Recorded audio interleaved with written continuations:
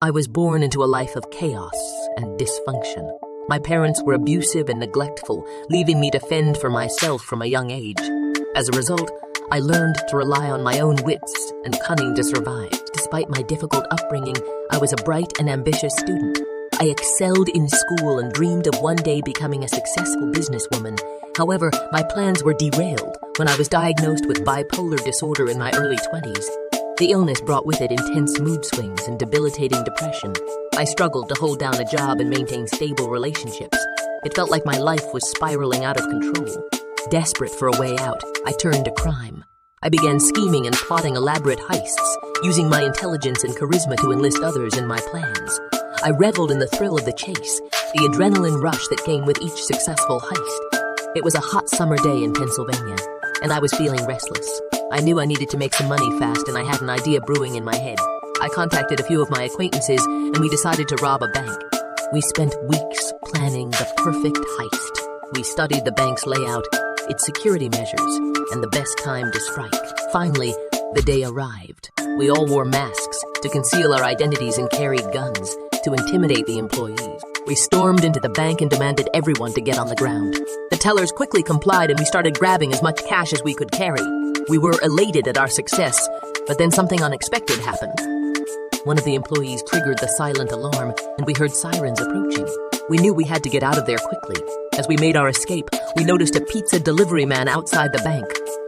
Without thinking, we grabbed him and forced him to drive us away from the scene. As we were driving away, we realized that he had seen our faces. We couldn't let him go and risk getting caught, so we made a decision that would haunt us forever. We strapped a bomb to his neck and left him on the side of the road with instructions to rob a bank and bring us the money. The pizza delivery man had no idea what was happening to him. He begged for his life, but we had no mercy. We watched from a distance as he walked into a bank and demanded money. The police arrived shortly after, and the bomb exploded, killing him instantly. It was a shocking and horrifying discovery that I never anticipated. The authorities had been conducting an investigation into me for some time now, suspecting me of being involved in a heinous crime.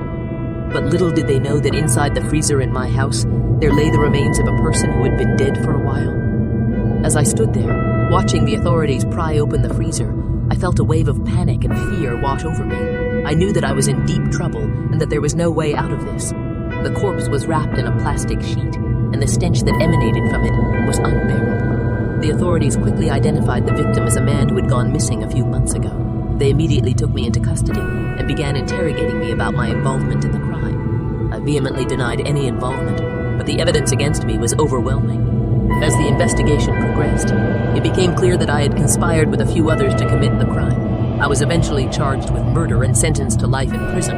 As I lay on my deathbed, I knew it was time to come clean. I had lived a life of crime and manipulation, and it was time to take responsibility for my actions. I began my confession by admitting my involvement in the infamous collar bomb heist.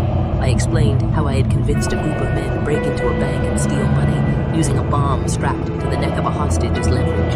But my confession didn't stop there. I also admitted to my involvement in the murder of my then-boyfriend, James Rowe. I had lured him to a secluded location and shot him, all because I believed he was going to turn me in for the collar bomb heist. I knew that my confession wouldn't bring back the lives that I had taken, but I hoped that it would bring closure to the families of my victims.